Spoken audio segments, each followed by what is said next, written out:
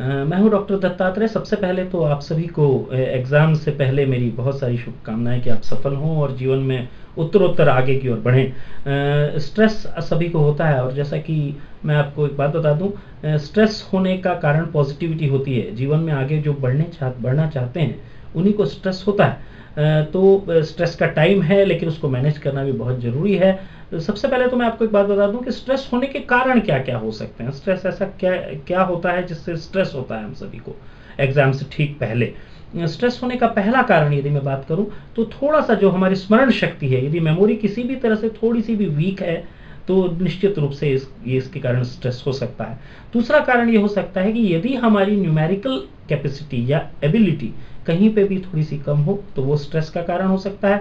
तीसरी चीज यदि मैं बात करूं कि पढ़ाई में मन न लगे तो ये भी स्ट्रेस का कारण हो सकता है। चौथी बात, यदि आपको अपने फ्रेंड्स के कारण, परिवार के कारण कोई इमोशनल स्ट्रेस हो रहा है, वो भी फर्दर स्ट्रेस का कारण बनता है। तो हम सबसे पहले बात करें कि यदि स्मरण शक्ति कमजोर है, मतलब यदि याद नहीं हो रही है आपको चीजें, तो उसको कैसे दूर करें और वो उसके कारण आपका स्ट्रेस भी दूर हो जाए। करना ये चाहिए कि यदि आपको ऐसा लग रहा है कि स्मरण शक्ति आपकी कम है, तो करना ये है आपको कि प्रतिदिन आप जब उठें तो उठते ही साथ एग्जाम पढ़ने जाने से पहले अपनी हथेली पर, सीधी हथेली पर, जिस भी हाथ से आप लिखते हैं, यदि सीधी हथेली से लिखते हैं तो सीधी हथेली, यदि उल्टे हाथ से लिखते हैं तो उल्टी हथेली, इस हाथ पर आपको ऐनक का ए लिखना है और उसके ऊपर एक बिंदु लगा देना है। लाल स्याही से लिखें या रेड कलर से लिखें तो बहुत बढ़िया रहेगा। उसको लिख के उसके बाद आपको एक गिलास पानी लेना है। एक गिलास पानी के ऊपर इसी हाथ को आपको रखना है और रख कर इस एम का उच्चारण जो है आपको मिनिमम 21 टाइम्स करना है। यदि आप ये जब भी पानी पिएं और इस कार्य को करें एग्जाम के समय, आप देखेंगे कि चमत्कारिक रूप से आपकी जो है स्मरण शक्ति बढ़ेगी, आपको चीजें भूलेंगी नहीं, और डेफिनेटली जब भूलेंगी नहीं तो आपका स्ट्रेस भी कम हो जाएगा। अब हम बात करते हैं कि न्यूमेरिकल एबिलिटी यदि कहीं से लैक कर रहे हैं आप और आपको उसको सुधारना है और स्ट्रेस दूर करना है, तो करना क्या चाहिए आपको? करना यह है कि एक व्हाइट शीट ले लें। व्हाइट शीट लेके उसके ऊपर 1 से 9 तक, 1 to 9 आपको पूरी की पूरी डिजिट्स लिख देनी है। ये डिजिट्स लिखने के बाद आपको गायत्री मंत्र का जप करना है। गायत्री मंत्र क्या है?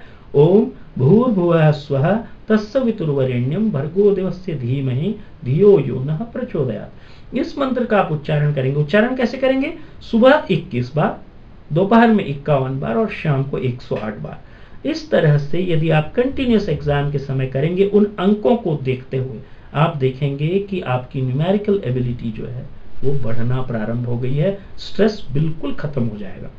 अब हम बात करते हैं कि यदि आपका पढ़ाई में मन नहीं लग रहा है तो क्या करना चाहिए। पढ़ाई में यदि मन नहीं लग रहा है तो सबसे बढ़िया उपाय यह है कि प्रातः काल आप उठें। उठने के पश्चात सबसे पहले तो ये ठान ले कि मुझे पढ़ना है एनी हाउ। दूसरी चीज, शाम के समय जब इवनिंग, सूरज ढल रहा है और रात प्रारंभ होने वाली, इस समय काली जी के आप दर्शन कीजिए। काली जी की दर्शन करके यदि आप घर में आते हैं, निश्चित रूप से आप देखेंगे कि आपका जो कॉन्फिडेंस लेवल है वो हाई हो जाएगा, पहला तो ये। और दूसरा, आपका यदि पढ़ाई में मन नहीं लग रहा है तो पढ़ाई में मन लगना प्रारंभ हो जाएगा। अब हम तीसरी बात करते हैं। तीसरी बात ये कि यदि आपको किसी भी तरह से पारिवारिक समस्या है कोई, या फिर अपने फ्रेंड्स के कारण कोई समस्या हो रही है, या इमोशनल कोई रीजंस हैं जिनके कारण आप पढ़ नहीं पा रहे हैं, इवनिंग आवर्स में भैरव जी के दर्शन कीजिए। भैरव जी के दर्शन करने के पश्चात एक बात ध्यान रखेंगे, भैरव जी के जब भी दर्शन करने जाएं उनके मुख के दर्शन न करें, उनके चरण के दर्शन करें। और मंत्र है, एक बहुत सिंपल सा मंत्र है, भ्रूम भैरवाय नमः।